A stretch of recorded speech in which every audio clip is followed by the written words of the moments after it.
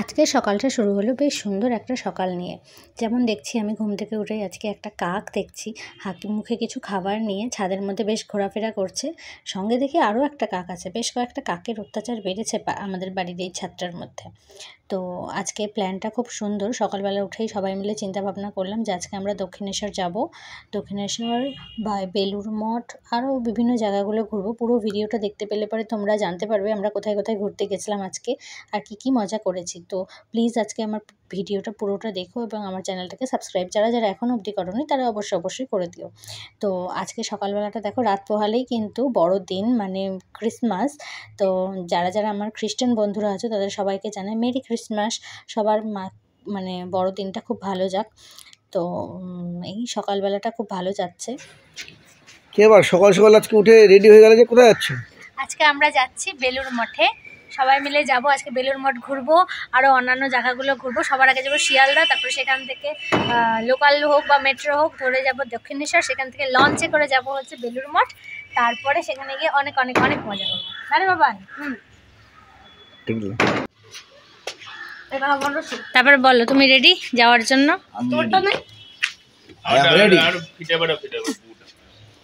সবাই রেডি হয়ে বেরিয়ে পড়লাম শিয়ালদার উদ্দেশ্যে। এটা হচ্ছে বেলেঘাটা। বেলেঘাটার এই ব্রিজটাকে দেখলেই মনে হয় যে হ্যাঁ আমরা বেলেঘাটায় ঢুকে গেছি আর কি। এটা একটা সিম্বল আর কি, আমার মনে হয় যতটা। তো এই আমরা যাচ্ছি এখন শিয়ালদার উদ্দেশ্যে। এবার কাছে রাস্তা দিয়ে যেতে যেতেই চলে আসলো এনআরএস মেডিকেল কলেজ আর হসপিটাল। তোমরা তো চেনোই যারা যারা কলকাতা সাইডে এসেছো। আর এটা হচ্ছে এনআরএসের মর্গ যেটাকে বলে। এনআরএসের মর্গটা হচ্ছে তোমাদের শিয়ালদা রোডটার পাশেই আর কি। তো আমরা এদিক দিয়েই হেঁটে হেঁটে যাচ্ছিলাম।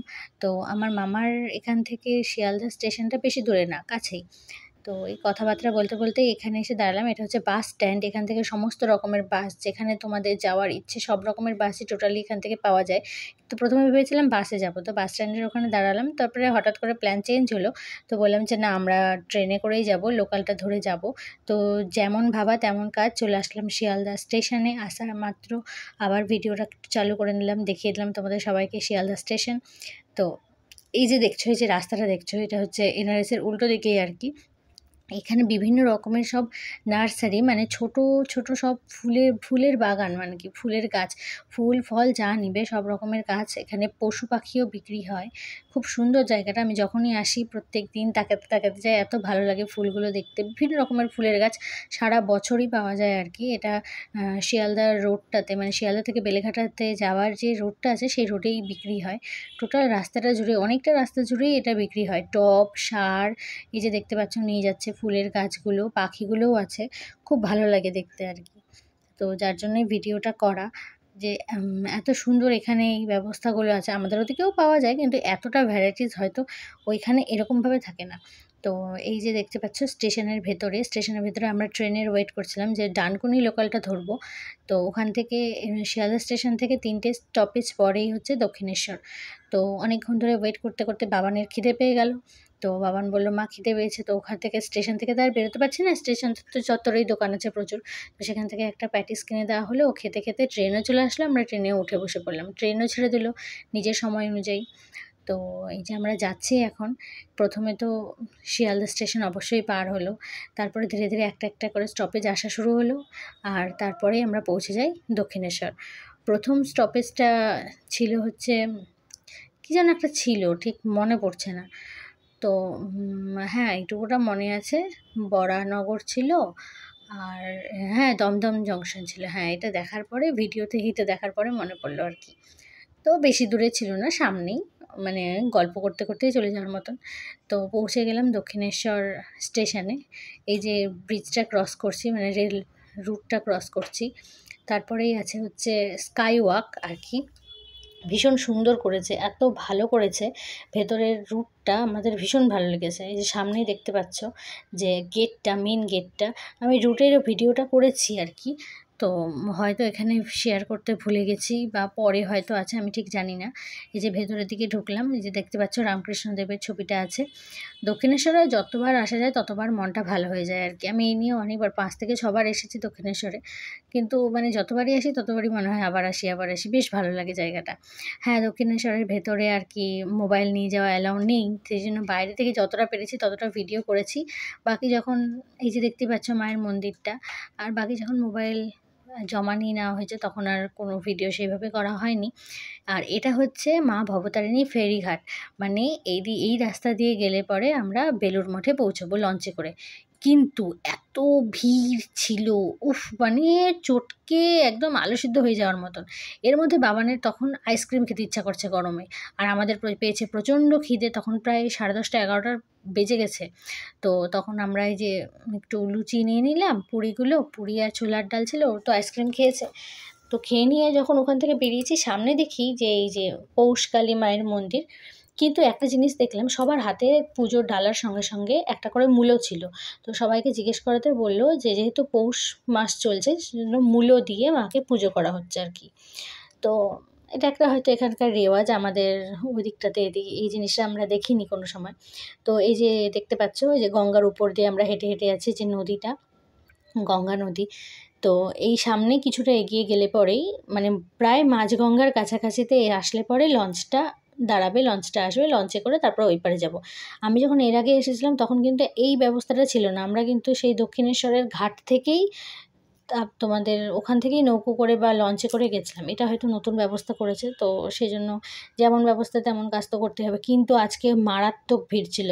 আমার মনে হয় যেহেতু কালকে 25শে ডিসেম্বর, তারপরে আর তার মধ্যে আজকে সানডে, তার মধ্যে পৌষ মাস চলছে, স্কুল কলেজ সব বন্ধ, সেই জন্য হয়তো আজকে এতটা ভিড় ছিল।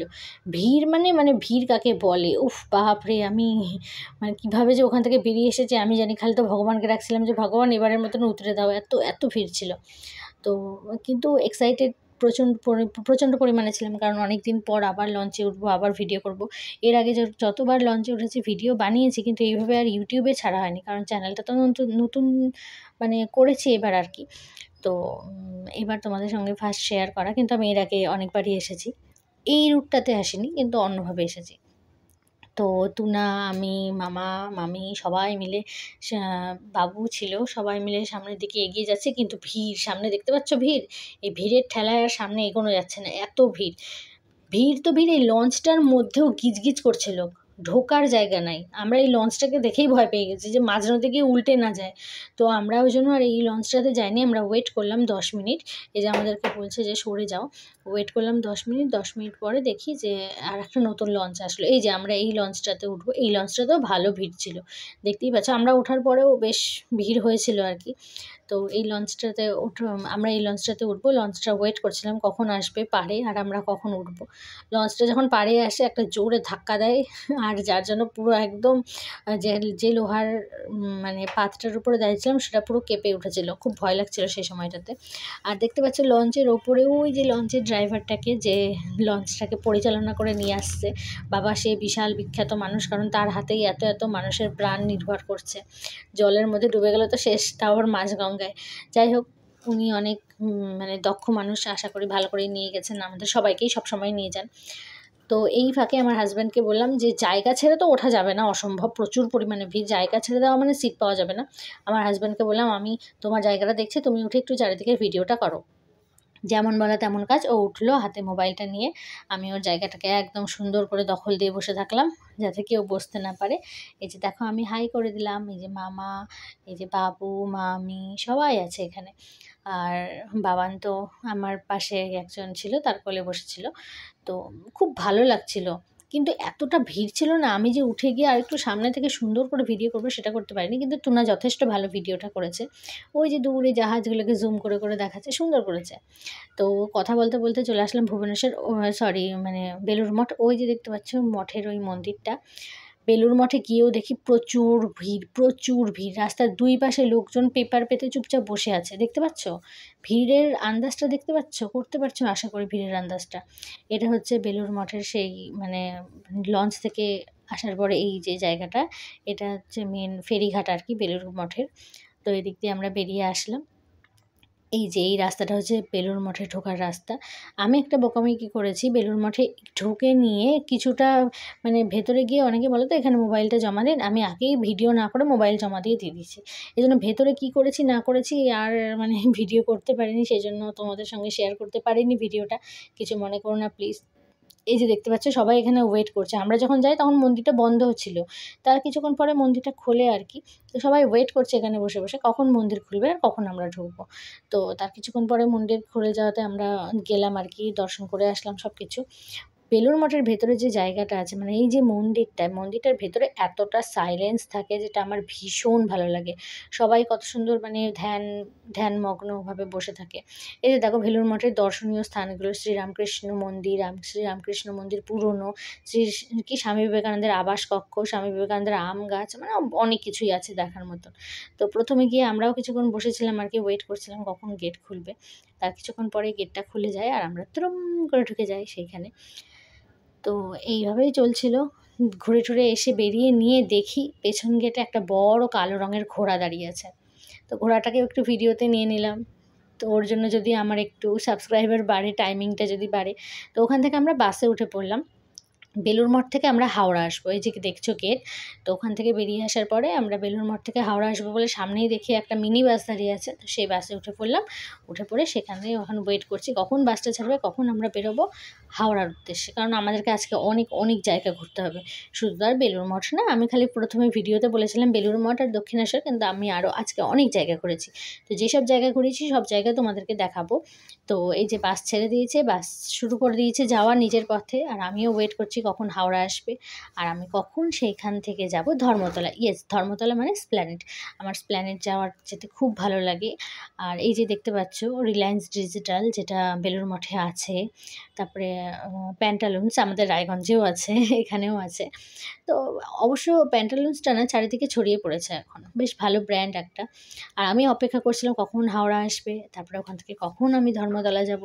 তো আমি হাওড়াতে নামিনি, আমি ধর্মতলাতেই নেমেছি ডাইরেক্ট গিয়ে, যেটাকে বলে স্প্ল্যানেড। আর আমার খুব ভালো লাগে স্প্ল্যানেডে। আমি সেখানে কিছু সেইভাবে শপিং করিনি, কিন্তু মোটামুটি আর কি ঘুরেছি। এটা হচ্ছে হাওড়া ব্রিজ, দেখতে পাচ্ছ হাওড়া ব্রিজটাকে। এই হাওড়া ব্রিজটা আমি গল্প শুনেছি ইংরেজরা বলে তৈরি করে দিয়ে গেছিলো। তো সেরকমই আছে, এখন মেরামতি কিছু করা হয় কিন্তু তেমনই স্ট্রাকচারটা ধরা আছে আর কি। তো হাওড়ার তো মেন সুন্দর বিখ্যাত জায়গা হচ্ছে হাওড়া ব্রিজ, যেটা সবাই দেখতে আসে, ঘুরতে আসে, উপভোগ করতে আসে।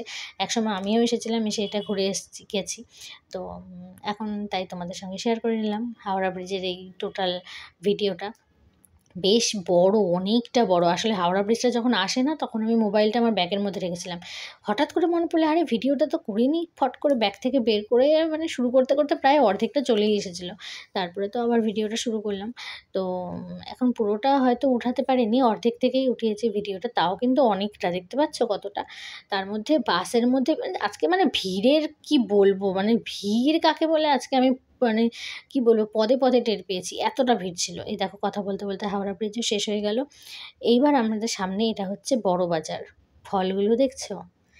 কমলা লেবু, তারপরে বেদানা, ইস!